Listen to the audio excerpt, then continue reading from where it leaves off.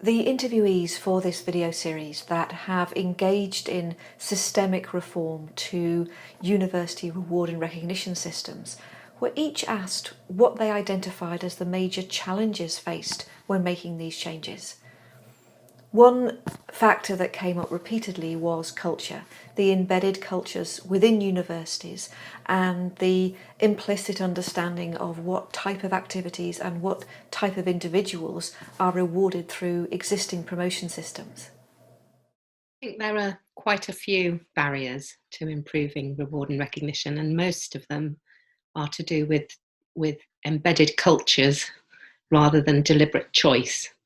It's my experience that most people, when you have a reasonable conversation, are really, really keen to reward educators and to promote educators and to consider education to be on a par with research and other esteemed activities within academia.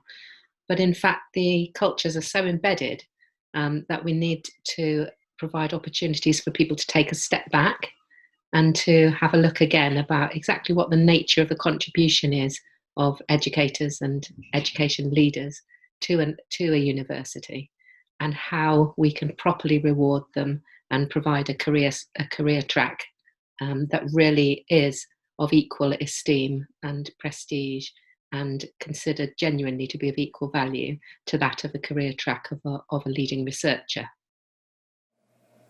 When speaking about these cultural barriers to change, a number of interviewees not only spoke about the challenges within their own institution, they also spoke about the cultures in higher education, both nationally and globally.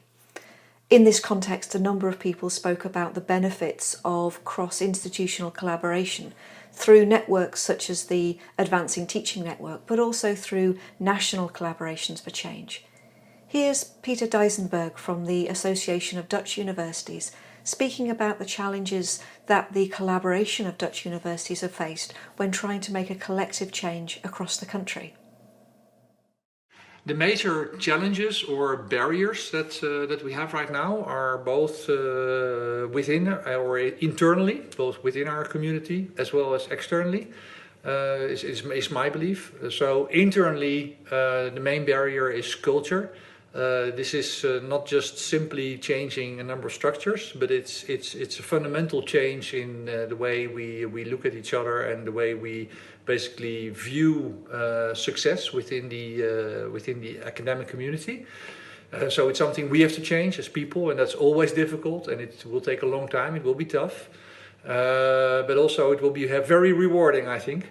The other big barrier is external. Our world is so connected that if we change by ourselves, then I cannot envision this change to be successful if the external world remains the same. So I'm thinking of our partner universities, other universities internationally. Scientists want to make an international career, so I think we can simply not make this a Dutch change by itself. Also, if I think of the EU programs like the ERC, I think that it also, the change for us will be dependent on what will happen in the EU. Just to give a few examples. So externally, the barriers or the conditions are just as important as internally.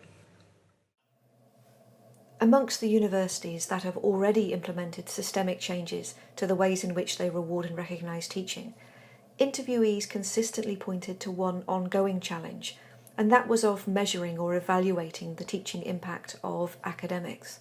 Here's Johan Gertsma of NUS in Singapore. So we've experienced multiple challenges, and I guess the one that remains of biggest concern should not be surprising, and that's evidence. A narrow sense of how teaching achievement is to be evidenced persists, as does widespread insistence on quantifiable metrics, which by default in effect means really student ratings.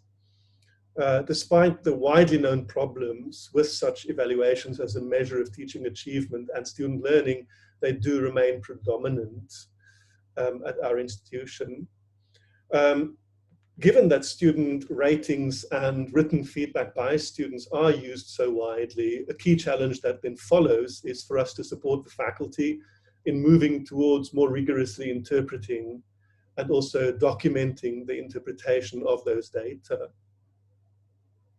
A second key challenge for candidates, especially for higher level academic promotions on this education-focused pathway, concerns providing direct evidence of students' learning, for example, through tracking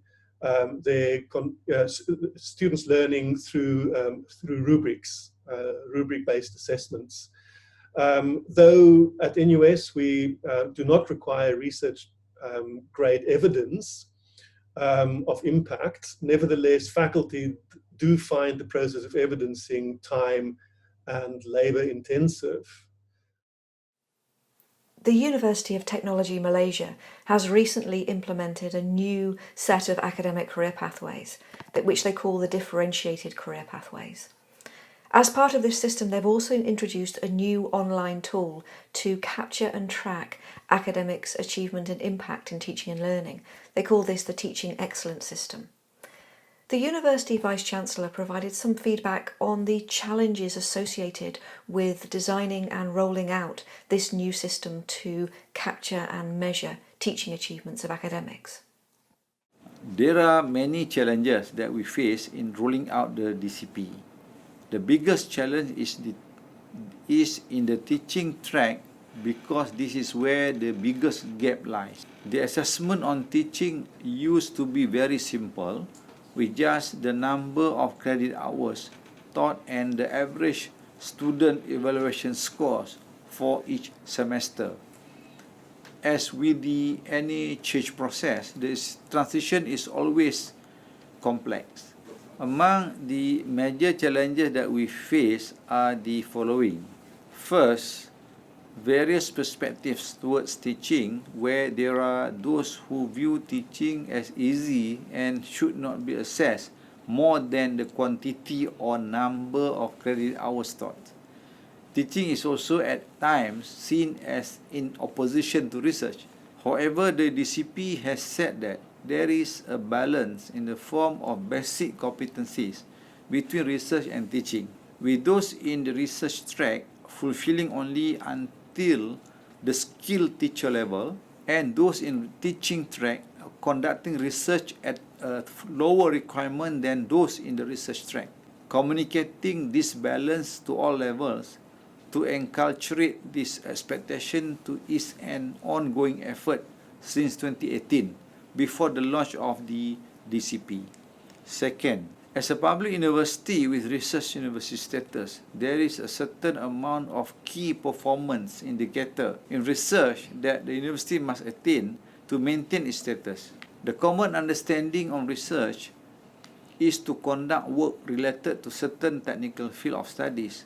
However, university teaching staff research can conduct beyond the technical content, but on how the technical content should best be delivered to the students as part of the effort on scholarly teaching.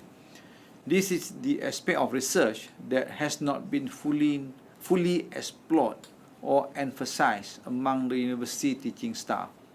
Since DCP requires all teaching staff to fulfill the basic competencies in teaching, which include innovation in learning and teaching practices as the prerequisite to a basic promotion level, it provides the motivation for all staff to embark on research beyond the common practice, whilst contributing to the attainment of the research university status. Nevertheless, this additional push in the requirement for teaching is still new to many academic staff, and many of them need to be properly supported in this area, since we want everyone to move from simple teaching as we were taught, since this will not work for millennials. Third, difficulties in designing the assessment, especially the qualitative aspect of teaching, and render it impossible for a fully automated assessment designing an assessment that is not overwhelming in the required evidence, while at the same time provide enough indicators of quality and standard to ensure fairness is complex. This is something that we are still struggling with. Number 4, resistance towards change from academic staff due to the perceived added difficulty to keep and provide evidence of teaching quality and difficulty in the assessment. With high number of academic staff in UTM, having to assess teaching quality by a panel of academic administrators in each school created dissatisfaction in this initial stage of implementation.